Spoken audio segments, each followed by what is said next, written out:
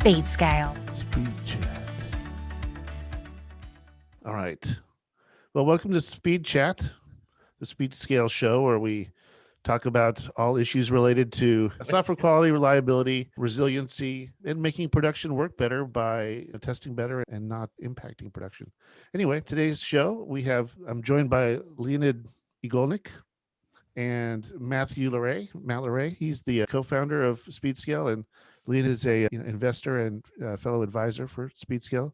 We have a very interesting topic on tap today, so take it away. Okay. I think the topic of conversation for today is generally the importance of dogfooding in your product, right? As you're building the product. And I'll kind of expand on that a little bit, is how you can use dogfooding in lieu of some of the heavier product management disciplines, right? As you get bigger. So anyway, Leonid, missing from Jason's introduction, is Leonid is the former head of engineering for SignalFX, as well as I think Taleo, and did its then at CAAPM, a bunch of different places. So Leonid, I don't know if you want to introduce yourself or talk about the dogfooding topic. Yeah, no, as Matt said, my background, it used to be a software engineer once, and then I switched to leadership, run engineering for a number of products at Taleo when we were still convincing the world that SaaS is the thing. And by the way, SaaS is kind of interesting because it makes dogfooding easy in some ways. Most recently ran engineering for a company called SignalFX, all the way through the acquisition by Splunk. And depending on the market, I think dogfooding is a great tool in various ways, but also could be a fairly dangerous tool if you don't use it right. And I'll elaborate on that in a second. I'll give you a few examples. Let's use Taleo, where we were building and selling HR software. Obviously, every manager at some point has to touch HR software, but this is a piece of software that you get to touch infrequently. And most of the engineers that are working on the software have a harder time relating to the user and the buyer because they don't use this thing every day. Let's compare and contrast to something like SignalFX, which was a monitoring system for modern architectures, for modern cloud applications, where we were monitoring SignalFX with an instance, a dedicated instance of SignalFX. And all of us on the engineering team, on the product management team, on the sales team, pre-sales team, were using SignalFX multiple times a day. Now, it has tremendous benefits for a startup. Number one, you get to use your own product and kind of get to understand how awkward or easy certain things are. It's great for recruiting, right? It's very rare, in very few circumstances, software engineers get to work on the software they actually get to work on to use every day, rather, right? If you're working on a payment processing system for Visa, you may encounter it as an end user, but you're probably not doing chargeback processing as part of your daily life. So there's a class of software where dogfooding is great for recruiting. We also talked about dogfooding as the way of understanding how your software is being used and what's awkward, what's easy. I think it's great. The important thing in that type of dogfooding to understand is not everybody is like you, especially if you're selling into companies that don't look like you, not organized like you, may not be developing software like you. You have to remember that you're a sample set of one, and dogfooding is a great complement to product management, like responsible and methodical product management. But I would never consider that an adequate replacement just for that reason, right? Not everybody is like you, and it's very easy to forget that not everybody does software like you do. So maybe start there, Matt. What do you think? Yeah, so kind of wrapping off that. So the best, in my opinion, the best product managers are people who represent the target personas. So like in the case of Speedscale, we make tooling that is useful for SREs as well as like feature developers, people who build new software. And so it's been super helpful for us in particular, but like, as you said, Leonid, that's because we are the people that use this thing. We're the people that actually have the pain. And so what it allows us to do, dogfooding, it allows us to make certain shortcuts in the design process around the software, specifically around ergonomics. And I like using the fancy word ergonomics to describe basically what is the user interface for it. So as an example, one of the things we were able to do is we have a command line tool called speedctl, right? Which is very common in the Kubernetes world to have this sort of CLI interface. And we started there because we knew that people were going to integrate Speedscale into like a GitOps workflow. Mm-hmm. And so we were able to, for the first year of the company, develop very little user interface because we knew that people would put up with, not having the greatest UI, at least initially. And we knew that because we were the people that were going to get use out of it, right? Yeah. So please. No, that's awesome. And I agree with you, Matt. Like this dogfooding certainly helps prioritization like you just described. So the question really is, For those who are not fortunate enough to be able to use their own product in their daily life, how the hell do you dog food, right? What do you do? And I want to go back to some of my earliest experiences as a software engineer. The first product I built for which I was compensated commercially was a building software for an ISP for which I was working. And I remember distinctly, and I don't know, I guess intuitively, I realized that that's a thing to do because I don't think anybody taught me that.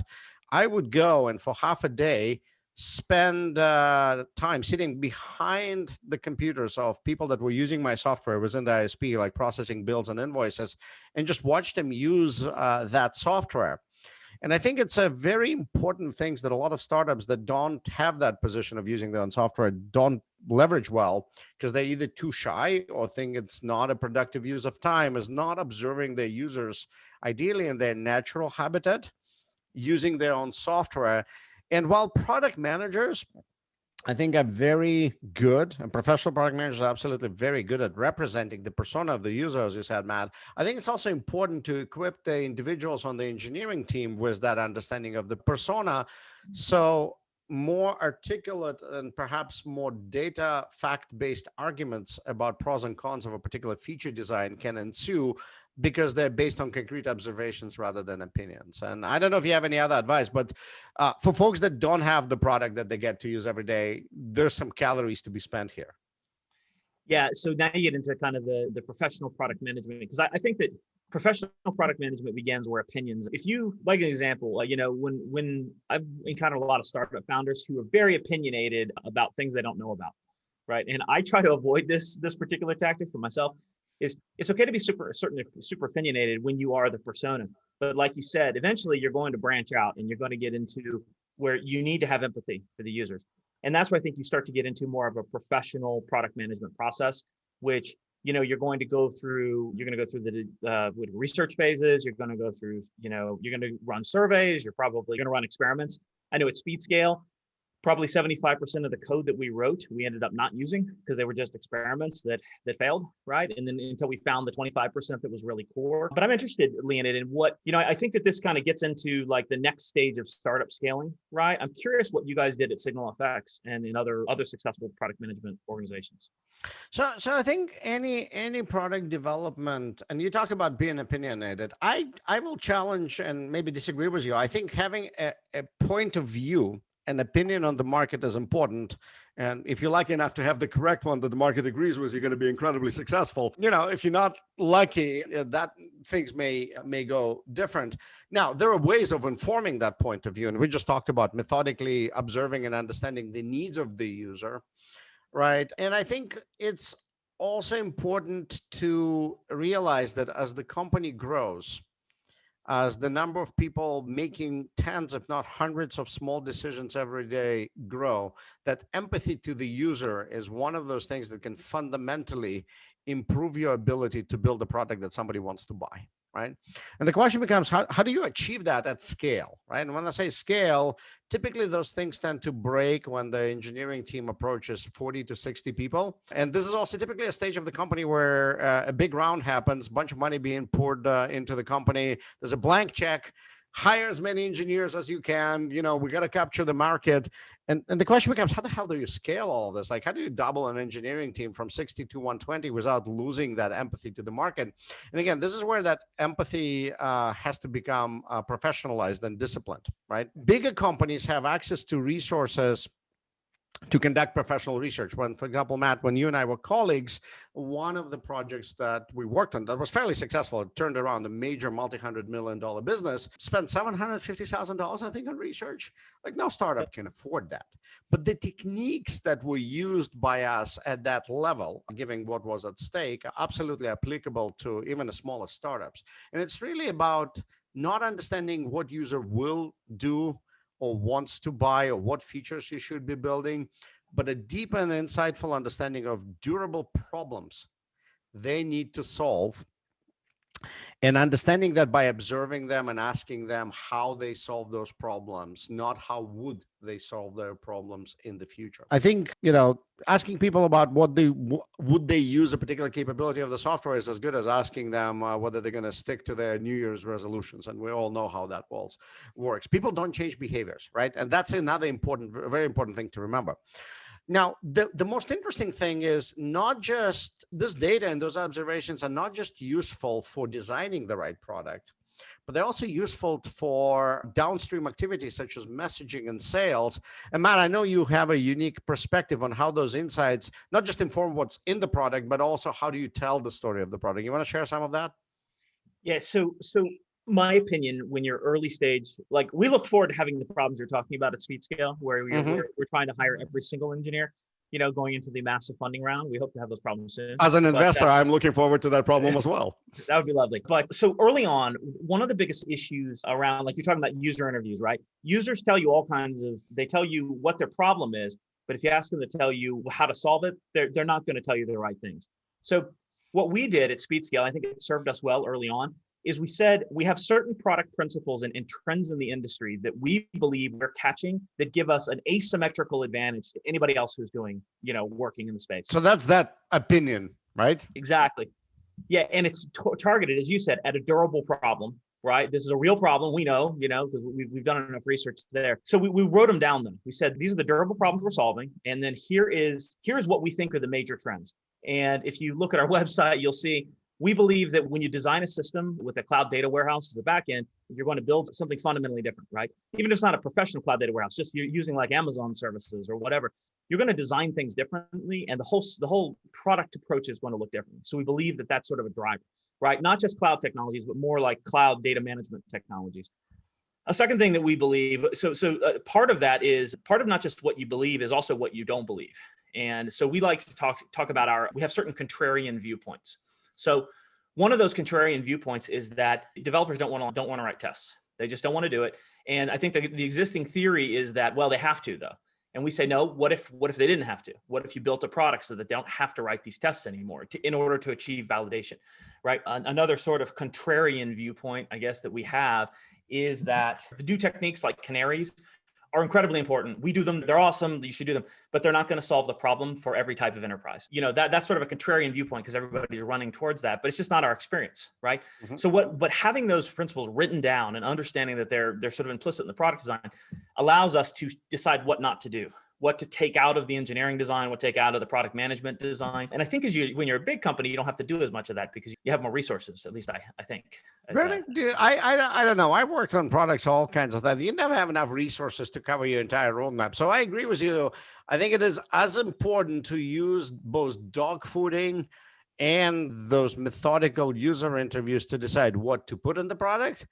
But a lot of startups fail by not realizing that it is as important to decide what you're not going to do, what you're not going to be. It's very tempting to go chase a deal with a bell or a whistle, right? But and there's always a balance there. There's no black and white, but it is important to inform that decision based on facts and numbers. And the only place I know where to get them is go talk to the people that will be using the software. One other thing that I see a lot of startups made a mistake on is in a typical enterprise software, there is the buyer and there's the user. And while they may look alike, those are two distinct personas with different priorities and different facts of life, right? The head of operations or the head of engineering, likely the signer on the check for your product, but is not necessarily the end user. And if you want to be, in my experience, if you want to be successful as a product, you have to understand the user, not the buyer. What do you think, Matt? How have you seen that experience? Have you seen that delineation between what the buyer wants and what the user really needs in your interviews? Yes, I have seen it at a large company, and I'm very grateful that problem exists because I think at large companies, it's extremely difficult to fight.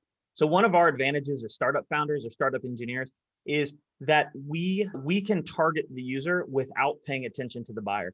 I think it's I don't remember which musician said it, but they said, I had 10 years to work on my first album, and that's why it was great. But I only had 2 years to work on my next one because I had to make money, and that's why it wasn't as great. They were kind of describing the sophomore slump in sort of albums. And I think the same thing applies in engineering, is that you have sort of a blank canvas to go and tackle these different issues, right? When you're an early startup. And so what you don't have to pay attention to is being profitable, right? Worrying about business cases as much, right? Now, the downside of it is you can get enough rope to hang yourself with, and then your startup fails. But if you're smart about it, you can really build something that is tailored right at the next problem that's coming, the one that the big company can't think about, the one that they're too busy at satisfying the buyer.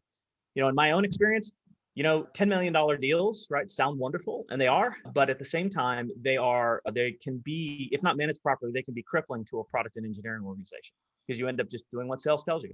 And if you fall in that trap, then you might as well just be order taking and running spreadsheets instead of being in the creative process of software engineering. So we started on Dogfooding.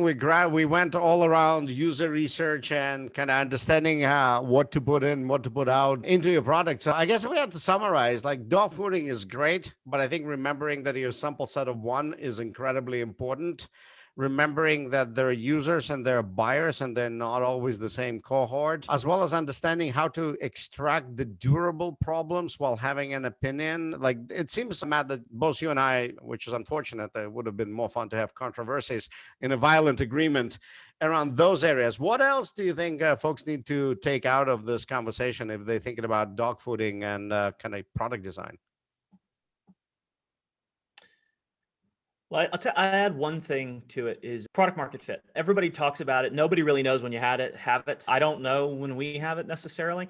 But one thing that strikes me is that on the other day, so one of the things that Speedscale does is we record traffic from live environments and we allow developers to reuse it. And I found myself working with a big restaurant chain, and I couldn't figure out what was going on. I couldn't tell if it was something we were doing, something they were doing.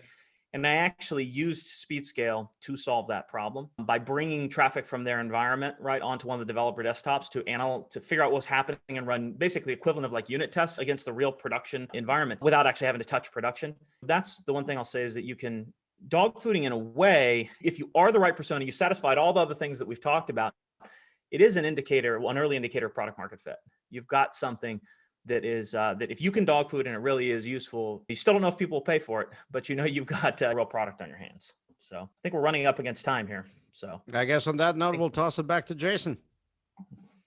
Yeah, fascinating discussion, guys. I really appreciate it. I like this transition from dogfooding to empathy to product market fit and back.